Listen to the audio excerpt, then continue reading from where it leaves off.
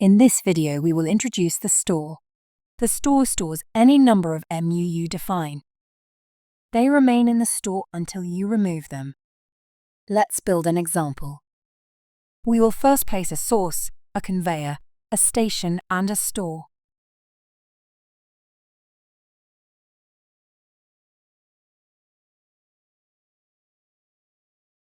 Now we will have a look into the dialog of the store by double-clicking on it.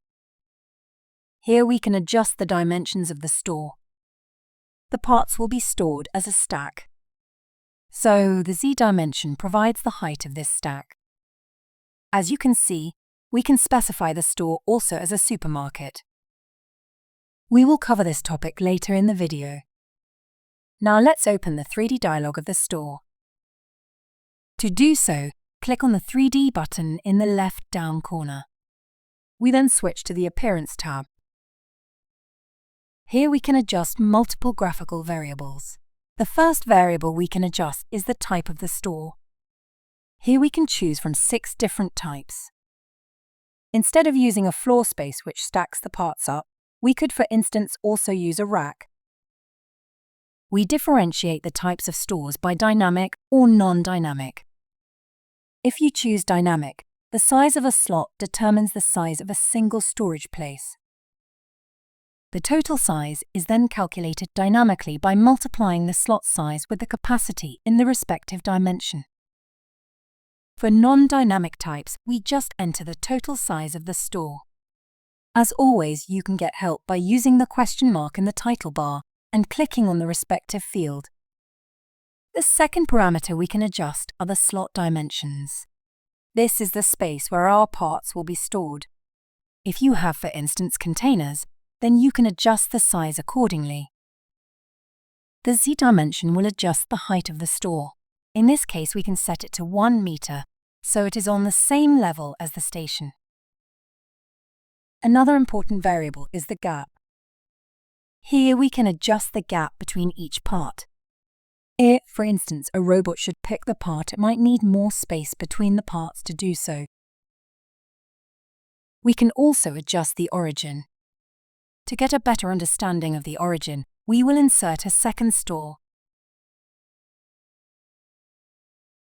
Then we open its Edit 3D Properties dialog. Here we can see the position of the store. As you can see, the coordinates shown in the dialog correspond to the center of the store.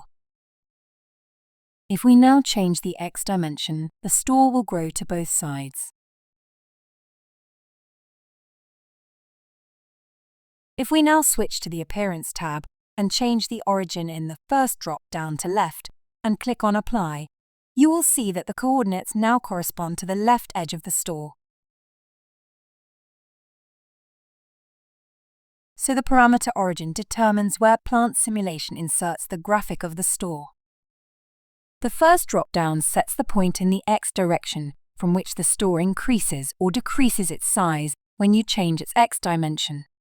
The second drop-down does the same for the Y direction. If we change now the X dimension of the store will only expand to the right.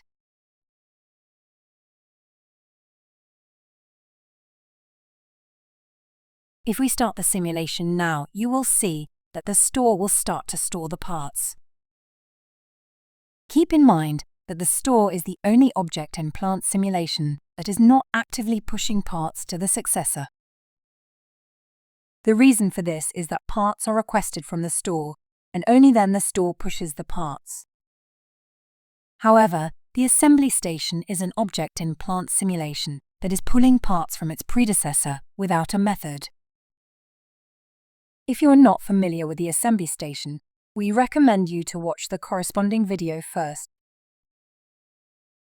We therefore insert now a source, a conveyor, an assembly station, another conveyor, and a drain.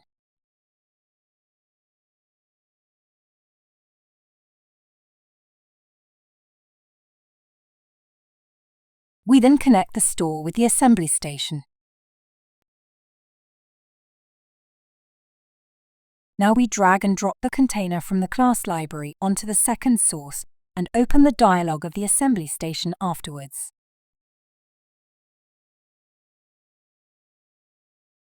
We select as Assembly Table, MU Types. Then we open the table and choose Part as MU Name and 4 as Number, and close the table. The main MU comes from the first predecessor. If we hover over the connector from the store, the tooltip shows us which entry it uses on the assembly station. Since we want the containers to be the main MU, we don't need to change anything here. We then select Attach MU as Assembly Mode. Lastly, we change the processing time to 30 seconds for better visualization. Now we can start the simulation.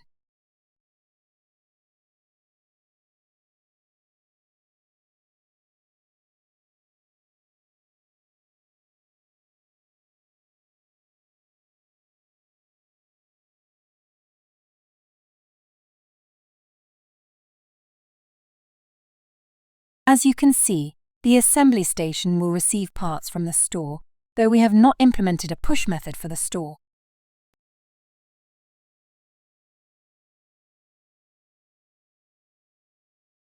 As you have seen through the video, there is a checkbox in the dialog of the store. If you click on that checkbox, the store can be used as a supermarket. You can use it to model pulling material flow strategies.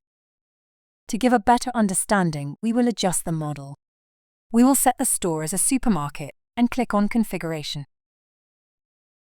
The supermarket stores and manages different part types and controls the fill level for each part type in the store. Once the minimum stock for a part type is reached, the supermarket automatically sends an order to the parts supplier so that it fills the store again. We drag and drop the part from the MU library in the first column. In this example, we will use only one part type. You can also use multiple part types. We leave the name column empty since we want the instances to inherit the name from the class. As minimum, we enter 1 and maximum, we enter 5. As initial value, we enter 5. The supplier is the first source, so we drag and drop it in the respective field. The supermarket will request parts from the supplier as soon as the amount of parts falls below the minimum. The number of requested parts correspond to the amount that is needed to reach the maximum again. The supplier does not have to be a source though. It can, for instance, be also another supermarket. Then we click on Apply. The remaining fields are filled automatically. We then close all dialogues. As you can see, the size of the store is now set to 1. The reason for this is that for each part type you enter in the configuration table, the store will increase its size by 1. Since we entered just one part type, the size will be set to 1. We then open the dialog of the source and set the MU selection to Order Controlled. The reason for doing this is that we want the source to produce parts only when they are ordered from the store. We then close the dialog and start the simulation.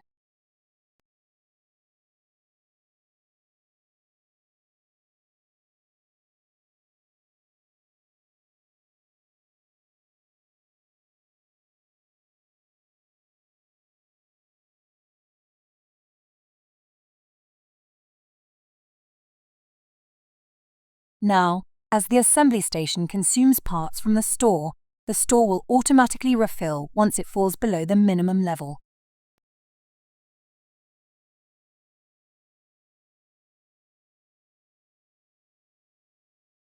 This concludes the video on the store.